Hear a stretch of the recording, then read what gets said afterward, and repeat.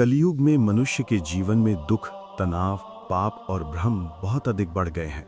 मनुष्य दिन रात भाग दौड़ करता है, धन और सुख की खोज में लगा रहता है, परंतु उसके मन को सच्ची शांति नहीं मिलती। ऐसे समय में हमारे सनातन धर्म के महान ग्रंथों और संत महापुरुषों ने एक अत्यंत सरल और दिव्य मार्ग बताया है, जिससे मनुष्य इस संसार के दुखों से मुक्त होकर भगवान की कृपा प्राप्त कर सकता है। शास्त्र में एक सुंदर प्रसंग आता है कि एक बार देवर्षि नारद जी ब्रह्मा जी के पास पहुंचे। नारद जी संसार में निरंतर भ्रमण करते रहते थे। उन्होंने देखा कि कलयुग में जीव बहुत दुखी है। लोग मोह, क्रोध, लोभ और पाप में फंसे हुए हैं।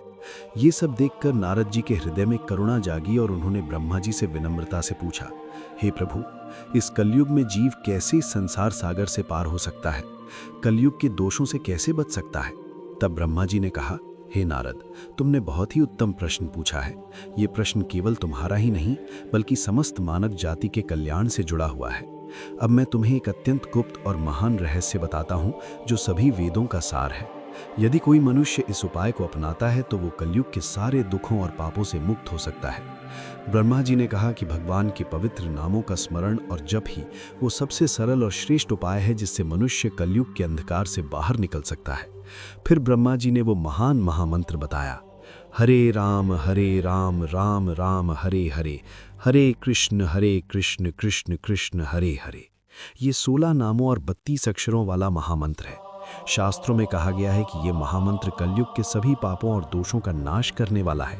जो व्यक्ति श्रद्धा और प्रेम से इस मंत्र का जप करता है, उसके जीवन में धीरे धीरे पवित्रता आने लगती है और उसका मन भगवान की भक्ति में लगने लगता है। इस महामंत्र की सबसे बड़ी विशेषता ये है कि इसके जप के लिए कोई कठिन नियम नहीं है। इसे जपने के लिए किसी विशेष स्थान, समय या विधि की आवश्यकता नहीं है। मनुष्य इसे कहीं भी और कभी भी जप सकता है, चाहे वो घर में हो, मंदिर में हो, रास्ते में चल रहा हो या कोई काम कर रहा हो। यदि उसके मन में भगवान का नाम है तो वो जप कर सकता है। संत महापुरुषों ने एक और अत्यंत सुंदर बात कही है। वे कहते हैं कि सतयुग, त्रेतायुग और द्वापर युग में भगवान ने अपनी कृपा की केवल खिड़की खोली हुई थी, अर्थात भगवान तक पहुंचने के लिए कठोर तपस्या, बड़े बड़े यज्ञ और कठिन साधन करने पड़ते थे।